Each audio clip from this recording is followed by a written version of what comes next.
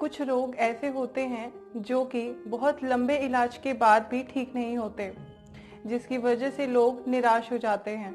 आज मैं आपको अपनी वीडियो में एक ऐसे ही रोग के उपचार के बारे में बताऊंगी। नमस्कार, मैं आपका स्वागत हमारे YouTube चैनल परमानंद आयुर्वेद में करती हूँ। मैं जिस रोग के बारे में बात कर रही हूँ वह एक प्रकार का ऑटो इम्यून डिजीज होता है जिसका नाम सोरियासिस है। सोरियासिस आज के समय में एक आम समस्या बन गई है। एक आंकड़े के अनुसार दुनिया भर में 2 से 3% लोग इस समस्या से ग्रसित हैं। यह समस्या इतनी ज्यादा निराशाजनक होती चली जा रही है क्योंकि लोग इसका इलाज लंबे समय तक कराते हैं, परंतु फिर भी उन्हें सफलता उनके हाथ नहीं लगती, जिसकी वजह से वह उदास हो जाते हैं और कई बार तो कुछ लोग अपने उपचार को बीच में ही छोड़ देते हैं, जिसकी वजह से उनकी समस्या और ज्यादा गंभीर हो जाती है। आज मैं आपको इसके कारण के बारे में भी बताती हूँ। इसका कारण होता है अनुचित आहार विहार, यानी ऐसे आहार का सेवन करना जो कि एक साथ नहीं लेने चाहिए। उसे हम विरुद्ध आहार के नाम से भी जानते हैं, जैसे कि नमक और दूध। इसके अलावा नमकीन और मीठा, खट्टा और मीठा, ये कुछ ऐसे कॉम्बिनेशंस हैं जिन्हें एक साथ नहीं लेना चाहिए। इसे लेने से हमारे ब्लड पे उसका अफेक्ट होता है और ब्लड में अफेक्ट आने की वजह से उसका डायरेक्ट अफेक्ट हमारी स्किन पर दिखने लग जाता है, जिसकी वजह से सोरियासिस जैसी समस्या सामने उभर कर आती है। इसके अलावा जो लोग देर से उठते हैं, देर से सोते हैं, यानी वह अच्छे से अपनी दिनचर्या को फॉलो नहीं करते, तो उन लोगों को भी यह समस्या होने की संभावना रहती है। वैसे तो इसके उपचार में आजकल हर जगह आपको बहुत सारी दवाइयां देखने को मिल जाती हैं, लेकिन आयुर्वेद में इसका पूरा इलाज संभव है। जी हाँ, आज मैं आपको सोरियासिस के संपूर्ण इलाज के बारे में बताऊंगी।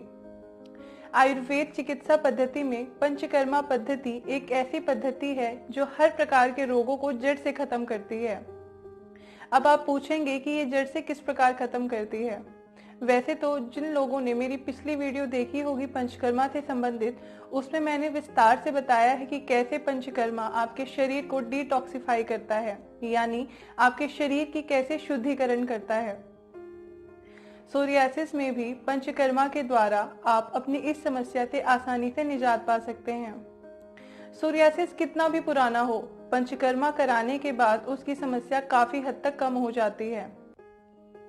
और पंचकर्मा के बाद जब हम दवाइयां लेते हैं तो उसका असर ज्यादा जल्दी होता है, क्योंकि हमारी बॉडी डिटॉक्सिफाई हो जाती है, यानी वह बॉडी शुद्ध हो जाती है। उसके बाद हम जो भी औषधि लेते हैं उसका असर हमारी बॉडी पर अच्छे से रहता है।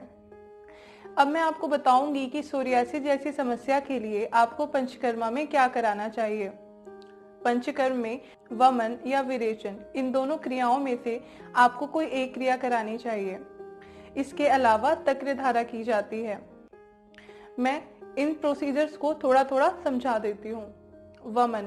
वमन में आपके मुख मार्ग के द्वारा आपके शरीर के दोषों को बाहर निकाला जाता है। इसकी प्रक्रिया इस प्रकार होती है कि व्यक्ति को घृत पान कराया जाता है, यानी उसको अंडर डॉक्टर ऑब्जर्वेशन एक मेडिकेटेड घी पीने के लिए दिया जाता है। इनका पूरा शेड्यूल पहले से बनाया जाता है। जैसे अगर फर्स्ट डे व्यक्ति को 5 ml घी दिया गया तो दूसरे दिन उसकी मात्रा 10 ml की जाती है, तीसरे दिन 15 ml, यानी ऐसे धीरे धीरे उसकी मात्रा बढ़ाई जाती है। इसके बाद जब व्यक्ति में लक्षण आने स्टार्ट हो जाते हैं, वो लक्षण इस प्रकार होते हैं जैसे उसके मल में उसको चिकनाई सी महसूस होती है, जब उसको स्वेटिंग होती है तो उसमें भी उसको चिकनाई महसूस होती है। इसके अलावा उसे घी की डकारें आनी स्टार्ट हो जाती है। उसके बाद उसे घी की जो स्मेल होती है वो भी बर्दाश्त नहीं होती। तो ये जब कुछ ऐसे लक्षण आने स्टार्ट हो जाते हैं तो फिर हम समझ लेते हैं कि व्यक्ति को वमन कराने के लिए हमने तैयार कर लिया है। उसके बाद जो वमन की प्रोसीजर होती है वो अंडर डॉक्टर ऑब्जर्वेशन होती है।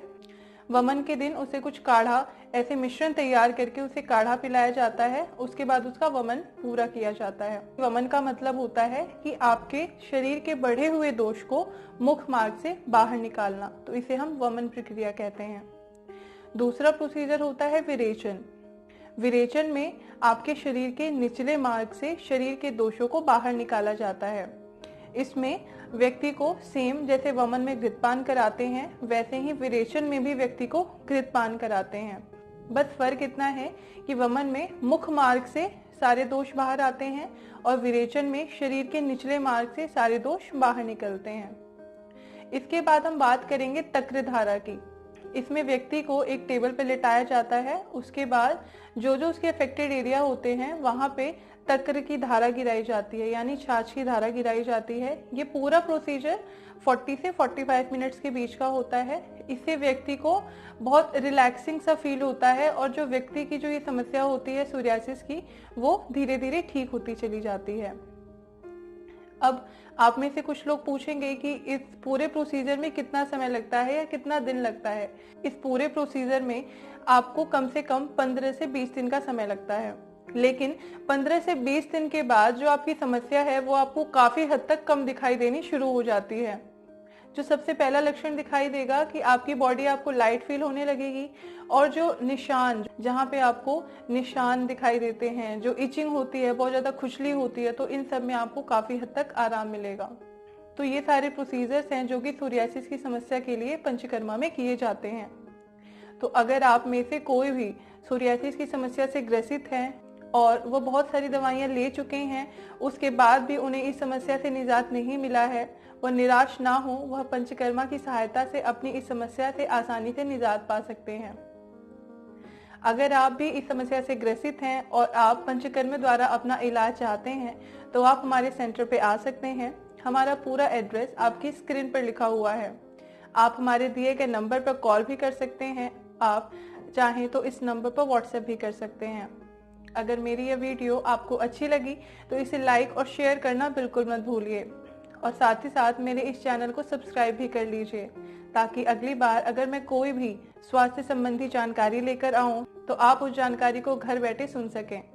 जाते जाते मैं सिर्फ इतना ही कहूंगी कि सोरियासिस की समस्या अगर आपको है और अगर आपको अब तक उसका उचित उपचार नहीं मिला तो आप हमसे आकर मिलें और इस समस्या का उचित उपचार पाएं। अगली बार फिर मिलती हूँ आयुर्वेद से जुड़े कुछ नए तथ्य लेकर। तब तक के लिए धन्यवाद।